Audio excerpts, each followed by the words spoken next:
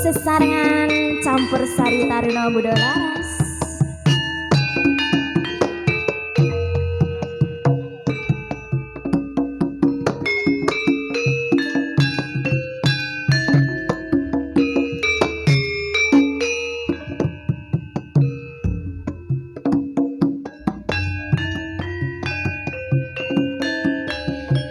Sing gedhe Pak ngapuramu Kang Mas bepujenku jejantung atiku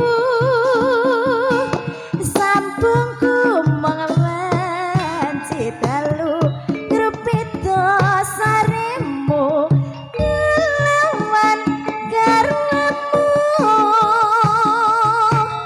Kang Mas Kang Mratiti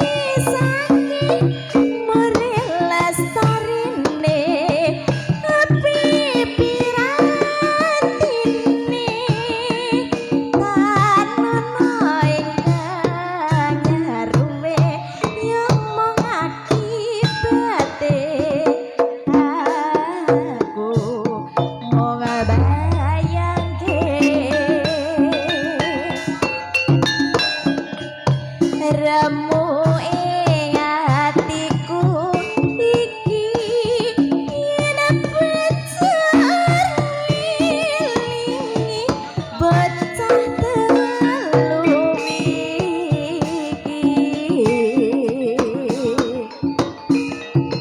omong tenan sidot dadi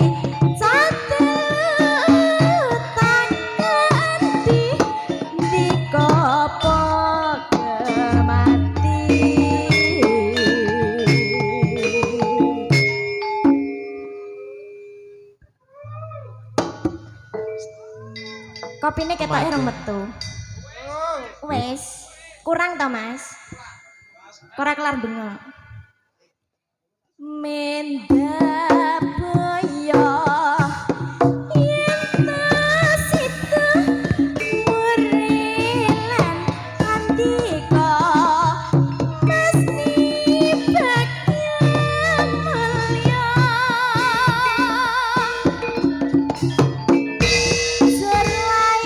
Putri Sulistya terus bisa nyuwara ndika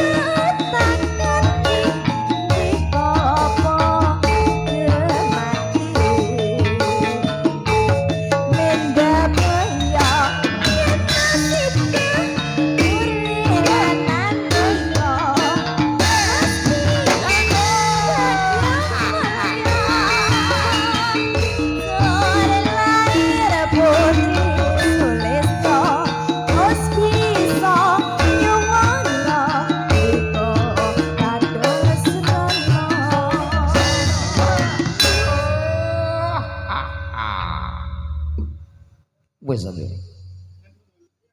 Wis. Wis. Mulai Mas. Mulai. Lah aku ora ngepetunge piye aku ora ngeroh kok iso. Aku petunge piye ngene iki ora ngerti ngomong mulai.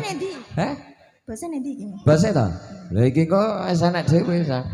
Ya enak dhewe. Enak dhewe. Iya, alhamdulillah Nduk ya. Alhamdulillah. Heeh, tembangipun sambung panci dalu. Ya mugi saged damel jampi saya kanggo tombro kesel ya Nduk ya. Ya ngaku ngaturke matur sembah nuwun menika kagem sembul kaca sak keluarga ya Nduk. Menika saking keluarga Bapak Suminto adalah Ibu Siti Mujiatin. Ibu Siti Mujiatin. Ya bisa didongake donga sareng-sareng dadi donga sing apik. Aja sampe kok awake dhewe ndongake sing elek. Dadi sapa ngerti besok dongane kuwi balik ning awake dhewe. Ya ngene iki kaya jenenge wong lek diarani jodoh bakal dadi bojo. Wong lek wis dadi jodhone, dadi bojone kuwi kudu dirumat sing apik. Iya kudu. Oh ibarat tanduran kuwi ya kudu dinoni, kudu disirami, ya kudu dirabuk. Ya kaya Mas Manten kalian Mbak Manten. Ya tresnane wis nyawiji dadi siji, mugi ya temakan kaken-kaken uga inen-inen. Amin ya rabbal alamin. Sampeyan lak ya sering ngene iki to? Sir Mas. Pengen. Dongakno to. Dongane. Ono njaluk kuliah. Kuliah?